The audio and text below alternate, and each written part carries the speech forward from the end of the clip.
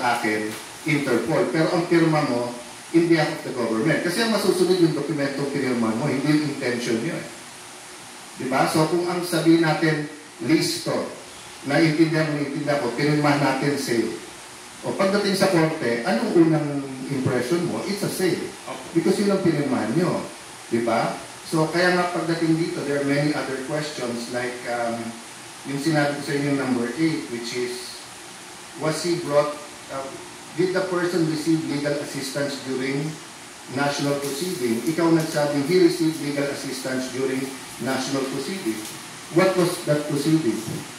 No, Your Honor, Ambassador, ang dami-dami mong pinirmahan dito tungkol sa doktor, tungkol sa immediate family, tungkol sa legal counsel, lahat ko sinang-ayunan mo.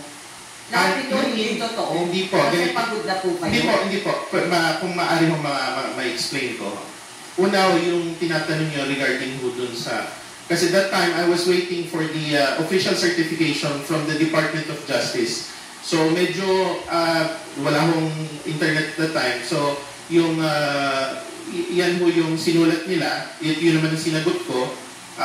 So, nung after few minutes, nag-request ako ng internet na print, binigay ko sa ICC yung certification from the Department of Justice.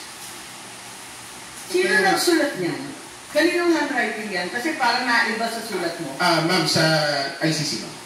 Tapos pinirmahan mo na lang yung sinulat ng ICC? Pinakikita naman yan nung nagpapalitan kami na. So, sang-ayon kayo sa lahat ng sinulat?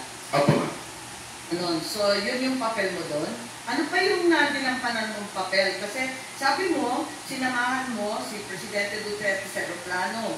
Pagkatapos, nung sinorender mo na at yan ang pinirmahan mo bilang kinatawan ng ating pamahalaan, ano pa yung iba pang papel mo? Ano pang dinampanan ng papel? Wala na.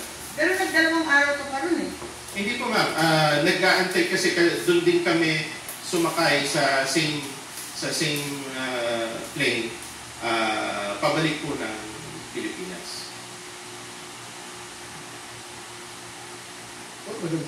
Yes, Senator Bato, nagugulat lang ako, na-speechless ako. Diniliver ninyo sa ICC pero hindi niyo alam?